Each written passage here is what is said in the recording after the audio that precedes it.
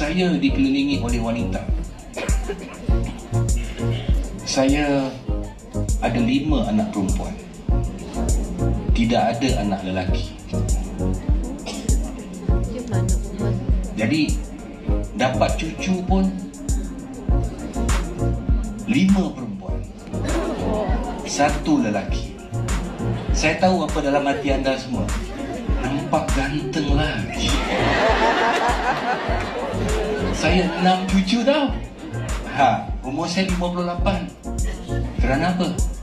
Kerana wanita yang menjaga saya ada di rumah, menjaga saya dengan sempurna. Dan itulah yang kita harapkan daripada wanita-wanita, iaitu isteri kita, menjaga kita dengan sempurna. Baik buruknya